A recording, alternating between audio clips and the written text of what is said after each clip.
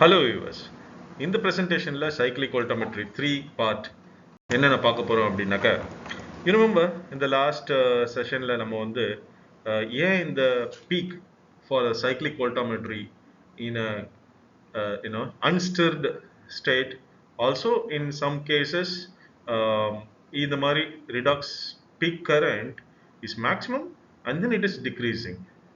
இதுக்கு என்ன காரணம் அப்படின்றத லாஸ்ட் பிரசன்டேஷன்ல நம்ம பார்த்தோம். முதல் காரணம் அப்பவே டிஸ்கஸ் பண்ண மாதிரி அந்த mass transport of the redox species from the bulk electrode towards the macro disc electrode. இது வந்து சைஸ் எலக்ட்ரோட் இந்த இடத்துல பெருசா இருக்கு யூஸ்வல் இந்த எக்ஸாம்பிள்ல. ஓகேவா? மேக்ரோ டிஸ்க் எலக்ட்ரோட்ல இங்க இருந்து இங்க வரும்போது அது இந்த டிரான்ஸ்ஃபர் ஆஃப் எலக்ட்ரான் இருக்கு இல்லையா, அது ஒரு ரேட் ஆஃப் எலக்ட்ரான் டிரான்ஸ்ஃபர், அதுவும் இந்த ஃப்ளக்ஸ் அயான்ஸோட மூவ்மெண்ட்டும் இந்த ரேட் ஆஃப் மாஸ் டிரான்ஸ்ஃபர் அல்லது மாஸ் டிரான்ஸ்ஃபர் கோஎஃபிஷியன்ட் அந்த ஃப்ளக்ஸ் மூவ்மெண்ட் இது ரெண்டும் வந்து காம்பீட்டிங்கா இருக்கும்.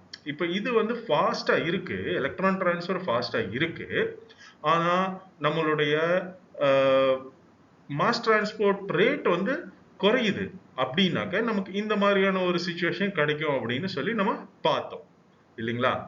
பட் அதே சிச்சுவேஷன்ல நம்ம இந்த சைஸ் ஆஃப் த எலக்ட்ரோட குறைக்கிறோம் அப்படின்னா என்ன ஆகும் அப்படின்னா இந்த flux of redox species that is coming towards the micro disk electrode. In this case it is micro disk. அந்த மைக்ரோ டிஸ்க் வந்து it would be much pastor இல்லைங்களா. இந்த ஒரு சிச்சுவேஷன் எக்ஸாம்பிள் ஏக்கும் இந்த சிச்சுவேஷன் அண்டர் சிச்சுவேஷன் பிலையும் பார்த்தோம் அப்படின்னாக்க the flux of ions that could reach the surface will be very high. அதனால அந்த ரேட் ஆஃப் எலக்ட்ரான் டிரான்ஸ்ஃபரோட இது காம்பீட் பண்ணி so once it maximum potential peak current கிடைச்சது அப்படியே பிளாட்டிவா இருக்கும், இந்த மாதிரி குறையாது. இப்போ மேக்ரோ டிஸ்க்லயும் நம்ம இந்த மாதிரியான ஒரு பீக் ஷேப்பை கொண்டு வர முடியுமா? Yes, it is possible. இப்போ வந்து இந்த சொல்யூஷன்ல வந்து நம்ம என்ன ப்ராப்ளம், இந்த ப்ராசஸ் வந்து it is mass transport control இல்லையா, அதனாலதான் அது வந்து குறையுது. The rate of electron transport is very high. அப்படின்னும் போது அந்த மாஸ் டிரான்ஸ்போர்ட்டை you can increase it, you can stir the electrolyte, இல்லாட்டி you can stir the electrode, rotating electrode disk மாதிரியான செட்டப் பண்ணும்போது உங்களுக்கு இந்த மாதிரி குறையாது. It will take a plateau region, இது மாதிரி ஒரு ஸ்ட்ரைட் லைன்ஸா போகும். ஏன் நம்ம இதை பத்தி ரொம்ப ஆரம்பத்திலே பார்த்துருக்கணும், but okay, it's not too late. Electrode potential difference இந்த சைக்ளிக் வோல்டாமீட்டர்ல இட் இஸ் கண்ட்ரோல்டு இல்லையா. நம்ம வந்து we start with initial voltage, அதுக்கப்புறம் அது வந்து it moves to based on the scan rate, இது வந்து நம்ம இன்க்ரீஸ் பண்ணிட்டே இருக்கோம் ஃபார்வர்ட் டைரக்ஷன் அண்ட் ரிவர்ஸ் டைரக்ஷன்ல.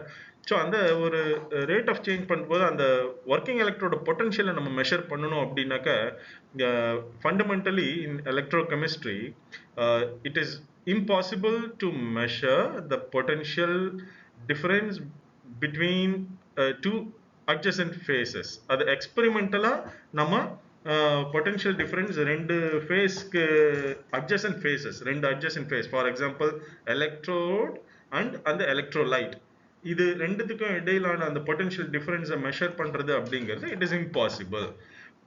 ஸோ அதனால தான் என்ன பண்றோம் அப்படின்னாக்க we bring in the another electrode, in this case அதாவது ரெஃபரன்ஸ் எலக்ட்ரோட். ஒரு எலக்ட்ரோடோட பொட்டன்ஷியல் மெஷர் பண்ணணும் அப்படின்னாக்க with respect to another reference electrode அதை மெஷர் பண்றோம். அது வந்து there are different types of reference electrode used in electrochemistry experiments. ஒன்று வந்து standard hydrogen electrode, silver chloride electrode, standard calomel electrode, ferrocenium Fe3+ and Fe2+, இது வந்து inorganic species இல்லையா. இதோடைய ரிடாக்ஸ் கப்பிள், அதுக்கு இடையில இதை மெஷர் பண்றாங்க. ஃபார் எக்ஸாம்பிள் நம்மளுடைய working electrode whenever the potential reported, அது எப்படி அப்படின்னு பார்த்தீங்க அப்படின்னாக்க it is measured with respect to some other electrode, any of these electrode. இப்போ outer sphere electron transfer inner sphere electron transfer, அப்புறம் வெக்டோரியல் எலக்ட்ரான் ட்ரான்ஸ்ஃபர் அப்படின்னு இந்த different types of electron transfer பற்றி நம்ம இனிஷியலான ஒரு ப்ரெசன்டேஷன் ஒன்ல பார்த்தோம்.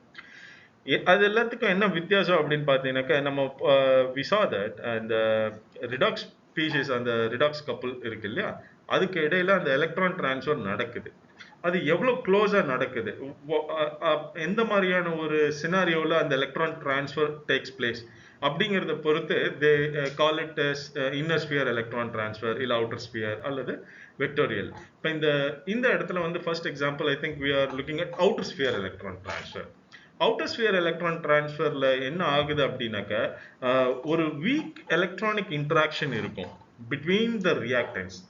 அந்த டிரான்சிஷன் ஸ்டேட்டுங்கிறது ரிடாக்ஸ் ஸ்பீசிஸ் வந்து it is either in oxidized or reduced state. அந்த ஸ்டேட்ல இருந்து வைஸ் வர்சா இன்னொரு ஸ்டேட்டுக்கு மாறுது. அந்த மாறுதலுக்கான இடைப்பட்ட நேரம், அந்த டிரான்சிஷன் ஸ்டேட் இருக்கு இல்லையா, அந்த டைம்ல வந்து அந்த electronic interaction is very weak, with about 4 to 16 kilojoules per mole. அந்த மாதிரியான ஒரு இது இருக்கு இல்லைங்களா. அப்படி இருக்கு அப்படின்னாக்கா, the distance between the moieties, the redox couples, ஒரு ஆக்சிடைசிங் ஸ்பீசிஸ், இன்னொரு வந்து ரெடியூசிங் ஸ்பீசிஸ், ரெண்டுத்துக்கும் இடையில தான் அந்த எலக்ட்ரான் டிரான்ஸ்ஃபர் நடக்குது. அது நடக்கும்போது அந்த டிஸ்டன்ஸ் வந்து இட் இஸ் ஸ்லைட்லி லார்ஜர், அதுவும் இருக்கும். அண்ட் அந்த வீக் எலக்ட்ரானிக் இன்டராக்ஷன் இருக்கு. ஸோ இந்த மாதிரியான ஒரு சுச்சுவேஷனில் தான் இது அவுட்டர் ஸ்பியர் எலக்ட்ரான் ட்ரான்ஸ்ஃபர் அப்படின்னு சொல்கிறோம். And it occurs mostly in the cases of biological species, அதாவது பயோ எலக்ட்ரான் ட்ரான்ஸ்ஃபர் இதில் ப்ரோட்டீன்ஸ் அந்த மாதிரியான ஸ்ட்ரக்சர்ஸ்லாம் இருக்கும்போது இந்த மாதிரியான அவுட்டர் ஸ்பியர் எலக்ட்ரான் ட்ரான்ஸ்ஃபர் நடக்கும். இன்னர் ஸ்பியர் எலக்ட்ரான் ட்ரான்ஸ்ஃபர் அப்படிங்கிறது எப்படி அந்த மாதிரி சுச்சுவேஷன்ல பார்த்தீங்கன்னாக்கா, அந்த ரிடாக்ஸ் ஸ்பீசிஸ் வந்து இட் கம்ஸ் வெரி க்ளோஸ்.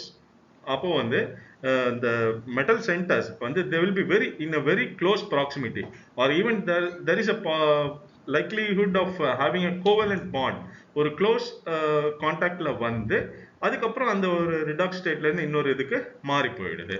அதுதான் வந்து inner sphere electron transfer.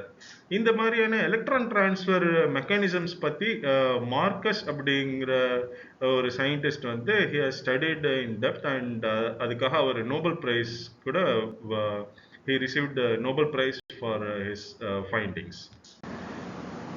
Thank you very much.